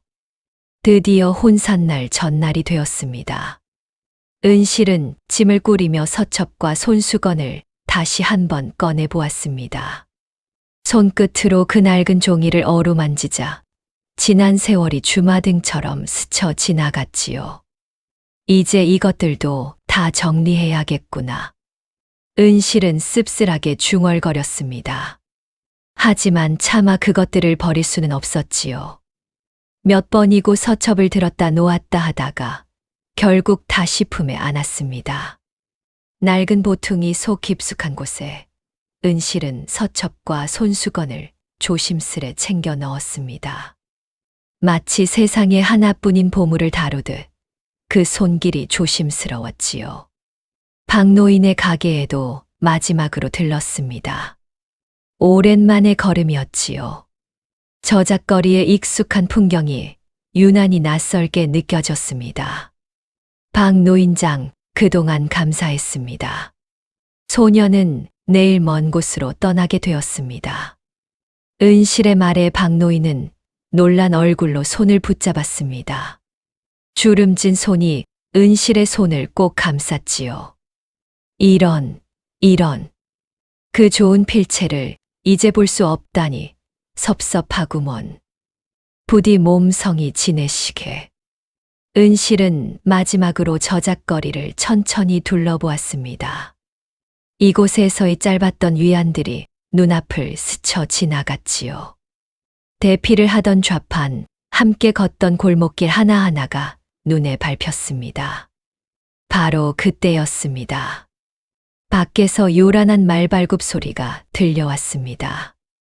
고을에 새 사또가 부임하신다는구먼. 이번에 오시는 분은 젊고 강직하다더라. 동네가 온통 그 소식으로 술렁였습니다. 은실은 그저 먼 이야기려니 여기며 다시 집으로 발걸음을 옮겼지요. 자신의 앞날과는 아무 상관없는 소문이라 여겼습니다. 집으로 돌아온 은실은 마지막 밤을 아버지 곁에서 보냈습니다. 방 안에는 여느 때처럼 탕약 냄새가 배어 있었지요. 아버지, 부디 몸 잘 챙기셔야 하옵니다. 은실이 이불을 여며주며 말했습니다. 이현은 아무 말 없이 딸의 얼굴을 오래도록 바라보기만 했지요. 그 눈빛에는 차마 말로 다 못할 슬픔이 담겨 있었습니다. 은실아, 이 아비가 살아서 내 혼산날을 볼 수 있으려나 모르겠구나. 이현이 힘겹게 입을 열었습니다. 그 목소리는 이제 거의 속삭임에 가까웠지요. 아버지, 그런 말씀 마십시오. 소녀가 자주 문안 인사 올리러 오겠사옵니다. 은실은 애써 밝은 목소리를 냈지만 그 말이 얼마나 공허한지는 스스로도 알고 있었습니다. 최영감댁에 한번 들어가면 자유로이 친정을 오갈 수 있을 리 만무했지요. 그 침묵 속에 담긴 것이 얼마나 깊은 슬픔인지 은실의 마음이 어땠겠습니까? 두 사람은 그렇게 말없이 서로의 손을 붙잡은 채 밤이 깊도록 앉아 있었지요. 3월 어멈은 그 밤 은실의 보찜 사이에 몰래 노잣돈 몇 푼을 찔러 넣었습니다. 어두운 방 안에서 조심스럽게 손을 놀렸지요. 아씨, 이거라도 지니고 계셔요. 혹여 급한 일이 생기면 요긴하게 쓰일 것입니다. 은실은 그 마음 씀씀이에 또 한 번 눈시울이 뜨거워졌습니다. 세상 모두가 등을 돌려도 이 늙은 융오마는 끝까지 자신의 편이었지요. 새 사또는 부임하자마자 밀려있던 옛 사건들의 문서를 살피기 시작했습니다. 관아 서고에 쌓인 문서들을 하나하나 훑어 내려가는 손길이 진지했지요. 먼지가 뽀얗게 앉은 문서 더미는 몇 년치가 쌓여 있었습니다. 아전들도 진작에 손을 놓아버린 지 오래된 것들이었지요. 제하는 밤늦도록 등잔불을 밝힌 채 그 문서들을 하나씩 넘겼습니다. 전임 사또들이 이리 문서를 방치해 두었으니 억울한 이들이 얼마나 많았겠는가. 제하는 혼잣말로 중얼거리며 계속해서 종이를 넘겼습니다. 손끝에 먼지가 새까맣게 묻어났지만 개의치 않았지요. 그 중에는 몇 해 전 저작거리에서 있었던 도둑 누명 사건의 기록도 있었지요. 사또는 그 문서를 한 장 한 장 넘기다 어느 대목에서 손길을 멈췄습니다. 촛불 아래 종이를 가까이 가져다 대며 눈을 가늘게 떴지요. 증언자의 이름 석자가 적혀 있었습니다. 이은실. 사또의 눈빛이 흔들렸습니다. 손끝이 미세하게 떨렸지요. 그는 오랫동안 잊지 못한 은인의 이름을 그렇게 마주하게 된 것이었습니다. 이 세 사또가 바로 한재하였습니다. 아버지의 누명은 몇 해 전 마침내 벗겨졌고 집안도 서서히 제자리를 찾아갔습니다.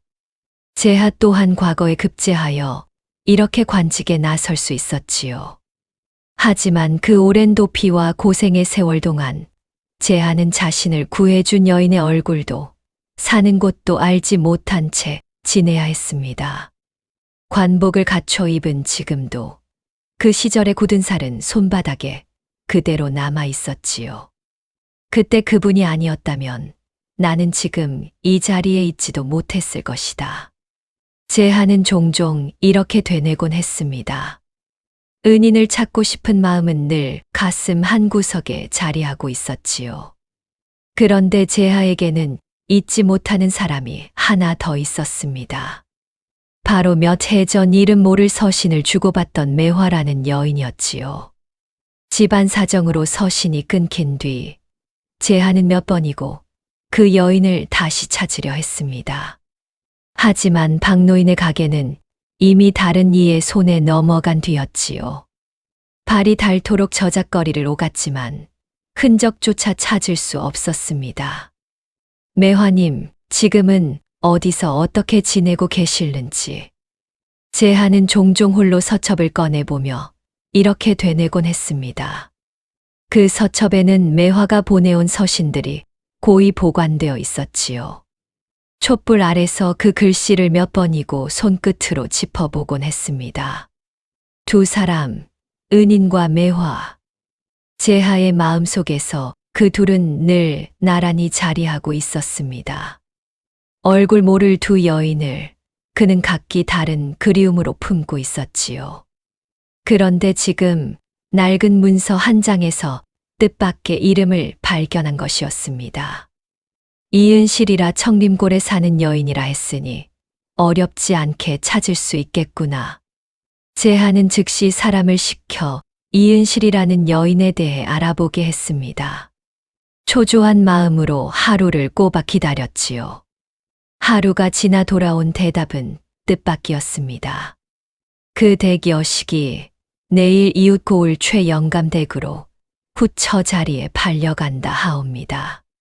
재하의 낯빛이 순식간에 굳어졌습니다. 손에 들고 있던 문서가 떨어질 뻔했지요. 지금 당장 채비하라. 내가 직접 가보겠다. 재하는 자리에서 벌떡 일어섰습니다. 그의 마음속에는 오직 한 가지 생각뿐이었지요. 무슨 일이 있어도 그 혼사만은 막아야 한다는 것이었습니다. 수하들이 만류했지만 재하는 듣지 않았습니다. 사또께서 이리 급히 나서실 일입니까? 자칫 구설에 오르실 수도 있습니다. 내 목숨의 은인이며 내 마음의 벗이었던 사람이다. 이보다 더 급한 일이 어디 있겠느냐. 재하는 단호히 말하며 서첩을 품에 챙겼습니다. 그 안에는 은실이 보낸 마지막 서신이 들어 있었지요. 그는 서둘러 관복을 여미고 대문을 나섰습니다. 이진사 댁이 여기서 얼마나 되느냐?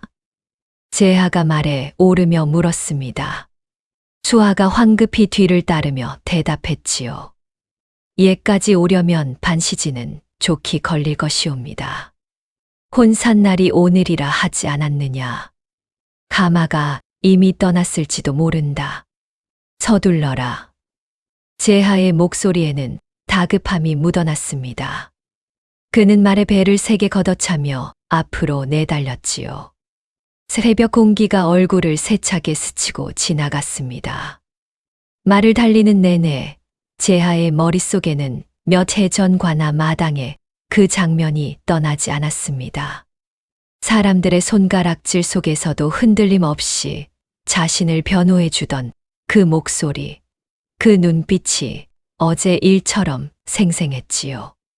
만약 늦어버린다면 제하는 그 뒷말을 차마 잊지 못했습니다. 말발굽 소리가 점점 빨라졌지요. 길가의 논밭이 순식간에 스쳐 지나갔습니다. 날이 저 앞이 이진사 댁이옵니다. 수아가 앞쪽을 가리키며 외쳤습니다. 저 멀리 대문 앞에 화려한 가마 하나가 서 있는 것이 보였지요. 제하의 가슴이 철렁 내려앉았습니다. 설마 벌써. 제하는 이를 악물고 말고삐를 힘껏 당겼습니다. 대문이 점점 가까워질수록 그의 심장은 터질 듯이 뛰었지요. 조금만 늦었다면 영영 놓쳐버릴 인연이었습니다. 이튿날 아침이었습니다. 동이 트기도 전부터 은실은 잠에서 깨어 있었습니다. 뜬 눈으로 밤을 지새운 탓에 눈두덩이 퉁퉁 부어 있었지요. 창호지 문 너머로 희부만 새벽빛이 스며들 때까지 은실은 이불 속에서 몸을 웅크린 채 오늘 하루를 어찌 견뎌낼지 생각했습니다. 최영감 댁까지 가는 그 길이 마치 저승길처럼 아득하게 느껴졌지요. 달구름 소리가 두어 번 울리고 나서야 은실은 몸을 일으켜 세수를 했습니다. 찬물이 얼굴에 닿는 순간에도 아무런 감각이 느껴지지 않을 정도로 마음이 얼어붙어 있었지요. 이진사 댁 대문 앞으로 은실을 태울 가마가 도착했습니다. 가마꾼들의 발소리가 마당에 울려 퍼졌지요. 안동댁은 만족스러운 얼굴로 은실을 재촉했습니다. 자, 이제 가마에 오르거라. 좋은 곳으로 가는 것이니 너무 서러워 말고. 은실은 소복한 차림으로 마당에 섰습니다. 하늘은 유독 맑고 푸르렀지요. 그 맑음이 오히려 은실의 마음을 더 무겁게 짓눌렀습니다. 은실은 마지막으로 아버지의 방을 향해 절을 올렸습니다. 이현은 눈물만 흘릴 뿐 아무 말도 하지 못했지요. 그 눈물이 이불 위로 뚝뚝 떨어졌습니다. 아버지, 부디 강령하시옵소서. 은실의 목소리가 가늘게 떨렸습니다. 명심은 그 광경을 먼 발치에서 지켜볼 뿐 다가오지 않았지요. 3월 어멈은 대문 앞까지 따라 나와 은실의 손을 꼭 붙잡았습니다. 두 사람의 손이 서로 얼마나 세게 맞잡혔는지 손끝이 하얗게 질릴 정도였지요. 아씨, 부디 몸성이 지내셔요. 이 늙은이는 늘 아씨를 마음에 두고 있을 것입니다. 은실은 유모의 손을 마주 잡으며 고개를 끄덕였습니다. 눈물이 앞을 가려 아무 말도 할 수 없었지요. 은실이 막 가마에 오르려던 순간이었습니다. 한쪽 발을 감아 발판에 올려놓은 그 찰나였지요. 가마꾼이 발판을 단단히 붙잡아주며 나머지 발도 마저 올리라 재촉했습니다. 은실은 마지막으로 고개를 돌려 대문 안쪽을 바라보았지요. 아버지가 있는 방, 3월 어멈이 서 있는 마당, 그 모든 것이 눈에 아릿하게 담겼습니다. 바로 그 짧은 순간이었습니다. 은실의 마음속에서 무언가 미련처럼 남아있던 것이 마지막으로 몸을 뒤채는 듯 했지요. 이대로 정말 떠나는구나. 은실이 속으로 이렇게 되뇌며 나머지 발을 마저 들어 올리려는 참이었습니다. 말발굽 소리와 함께 관아의 행렬이 대문 앞에 들이닥쳤습니다. 흙먼지가 자욱하게 일었지요. 이 댁에 은실이라는 여인이 있다 들었소만. 앞장선 사내가 위험 있는 목소리로 물었습니다. 온 집안 사람들이 놀라 그 자리에 굳어버렸지요. 은실도 발판에 올린 발을 그대로 멈춘 채 돌아섰습니다. 대문 앞에는 화려한 가마 한 채가 서 있었고 하인들은 하나같이 고개를 조아리고 있었습니다. 그 위세에 온 집안이 순식간에 조용해졌지요. 안동댁은 황급히 앞으로 나서며 허리를 굽혔습니다. 당황한 기색이 얼굴에 역력했지요. 저런 초라한 노처녀를 뭐 하러 찾는답니까? 안동댁이 당황한 기색을 감추지 못하며 물었습니다. 사내는 대답 대신 품속에서 무언가를 꺼내 들었습니다. 낡은 서신 한 장이었지요. 그 손길이 조심스럽고도 결연했습니다. 마당에 있던 사람들의 눈이 일제히 그 물건으로 쏠렸습니다. 은실은 그것을 보는 순간 다리에 힘이 풀려 주저앉고 말았습니다. 심장이 세차게 뛰어 귓가에서 쿵쿵 울리는 듯 했지요. 그것은 다름 아닌 자신이 몇 해 전 마지막으로 보낸 서신이었습니다. 낯익은 필체가, 낯익은 문장이 그대로 담겨 있었지요. 종이 끝이 낡아해진 것마저 은실의 기억 그대로였습니다. 매화님, 오랜만에 뵙습니다. 아니, 처음으로 뵙는 것이 맞겠지요. 재하가 은실 앞으로 다가와 무릎을 낮추며 말했습니다.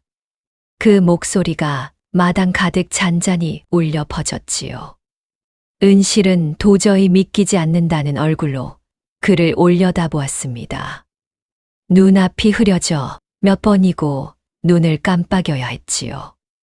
소인은 몇 해 전 저작거리에서 억울한 누명을 썼던 사람입니다. 재하의 목소리가 잔잔히 이어졌습니다. 그 눈빛에는 오랜 세월의 그리움이 고스란히 담겨 있었지요. 그때 소인을 구해준 은인도, 소인이 그토록 찾아 헤매던 매화님도 모두 한 분이셨더군요. 은실의 눈에서 뜨거운 눈물이 흘러내렸습니다. 그토록 오래 그리워하던 목소리가 바로 이 사람이었던 것이지요. 온몸이 떨려왔습니다. 서군 그때 은실은 말을 잇지 못했습니다. 손끝이 떨렸고 목이 메어왔지요. 몇 번이고 입을 열려 했지만 목소리가 나오지 않았습니다. 예, 그렇습니다. 소인은 청림골 신임 사또 한재하라 하옵니다. 이제라도 이 은혜를 그리고 이 마음을 갚고 싶습니다. 마당에 있던 사람들 모두가 할 말을 잃고 그 광경을 지켜보았습니다. 숨소리조차 크게 낼 수 없는 정적이 마당을 감쌌지요. 안동댁의 얼굴은 하얗게 질려 있었습니다. 명심 또한 그 자리에서 굳어버렸지요. 두 사람 다 손끝 하나 까딱하지 못했습니다. 재하는 자리에서 일어나 안동댁을 향해 몸을 돌렸습니다. 그 눈빛이 서늘하게 가라앉아 있었지요. 부인의 처사는 내 익히 들어 알고 있소. 남의 몫을 가로채고 대필 일마저 못하게 막아 은인의 소식조차 듣지 못하게 하고 은인을 팔아넘기려 한 죄 결코 가볍지 않을 것이오. 안동댁은 그 자리에서 무릎을 꿇고 벌벌 떨기 시작했습니다. 얼굴에서 핏기가 완전히 가셨지요. 나리 소인은 그저 집안을 위했어. 집안을 위한다는 명분으로 사람의 도리를 저버린 것이요. 재하의 목소리는 낮았지만 단호했습니다. 명심 역시 아무 말도 하지 못했지요. 그저 고개를 숙인 채 몸을 떨 뿐이었습니다. 3월 어멈은 그 광경을 지켜보며 소리 없이 눈물을 흘렸습니다. 두 손을 모아 쥔 채 하늘을 우러러 보았지요. 아씨, 하늘도 무심치 않으셨습니다.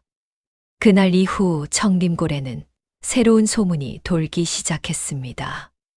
이진사대 큰딸이 알고 보니 새 사또 나리의 은인이었다더라.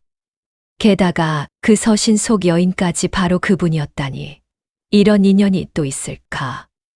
동네 안악들은 더 이상 은씨를 손가락질하지 않았습니다. 오히려 그를 우러러보게 되었지요. 우물가에 모여 수군거리던 그 입들이 이제는 은실의 이야기를 부러움 섞인 목소리로 전하고 있었습니다. 내 진작에 저 아이가 심성이 곱다 하지 않았나. 한때 은실을 흉보던 안악 하나가 이제는 언제 그랬냐는 듯 이렇게 말을 바꾸었습니다. 곁에 있던 이들도 맞장구를 치며 고개를 끄덕였지요. 사람 마음이란 이토록 간사한 것이었습니다. 안동댁은 그동안의 처사가 낱낱이 드러나며 큰 곤욕을 치렀습니다. 명심의 혼담 역시 그 집안에서 스스로 물러버렸지요. 한때 기세등등하던 안동댁의 모습은 온데간데 없었습니다. 땅 문서는 다시 은실에게로 돌아왔습니다. 어머니가 남긴 마지막 흔적은 그렇게 제자리를 찾았지요. 이현은 딸의 손을 붙잡고 몇 번이고 눈물을 흘렸습니다. 병색이 완연한 얼굴에도 오랜만에 화색이 돌았지요. 내 딸이 이렇게 귀한 인연을 맺을 줄이야. 은실은 아버지를 부축하며 조용히 웃었습니다. 오랜만에 짓는 진심 어린 웃음이었지요. 제하는 얼마 뒤 정식으로 이진사 댁에 혼담을 청했습니다. 관복 대신 소박한 옷차림으로 직접 찾아온 그의 모습에 온 집안이 놀랐지요. 이번에는 소인이 직접 은실님께 청혼드리고 싶습니다. 제하가 은실 앞에 무릎을 꿇고 말했습니다. 은실은 잠시 눈을 감았다. 이내 고개를 끄덕였지요. 소녀 역시 그 서신들을 잊은 적이 없었사옵니다.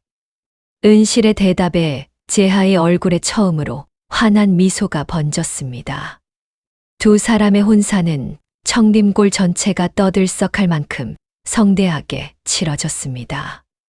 온 마을 사람들이 몰려나와 축하해 주었지요. 혼례식 전날 밤, 은실은 곱게 마련된 새 옷을 입어보며 오래도록 거울 앞에 앉아 있었습니다. 몇 해 전 최영감 댁으로 팔려가던 그 밤과는 전혀 다른 마음이었지요. 아씨, 이제야 아씨께 어울리는 옷을 입혀드리는군요. 3월 어멈이 은실의 머리를 곱게 빗겨주며 말했습니다. 그 손길에는 지난 세월의 서러움을 씻어내려는 듯한 정성이 담겨 있었지요. 혼례식 날 아침 마당에는 차일이 처지고 온 동네 사람들이 몰려들었습니다. 몇 해 전 우물가에서 은실을 손가락질하던 그 안악들도 이제는 앞다투어 덕담을 건넸지요. 참으로 고운 신부일세. 하늘이 사람을 알아본다더니 그 말이 딱 맞구먼. 한 안악이 이렇게 말하자 곁에 있던 이들도 고개를 끄덕였습니다. 은실은 그 말들을 들으며 옅은 미소를 지었지요. 혼례식 날 은실은 낡은 서첩과 손수건을 품에 안고 가마에 올랐습니다. 이번에는 팔려가는 걸음이 아니라 스스로 택한 걸음이었지요. 가마에 오르기 전 은실은 마지막으로 아버지 앞에 큰절을 올렸습니다. 이현은 딸의 손을 붙잡고 한참을 놓지 못했지요. 은실아, 부디 행복하거라. 이 아비는 이제야 마음이 놓이는구나. 아버지, 그동안 곁을 지켜주셔서 감사하옵니다. 은실의 눈에서 눈물이 흘렀지만 그것은 슬픔의 눈물이 아니었습니다. 오랜 세월의 서름이 씻겨 내려가는 듯한 그런 눈물이었지요. 3월 어멈은 혼례 행렬맨 앞에서 누구보다 환하게 웃으며 눈물을 훔쳤습니다.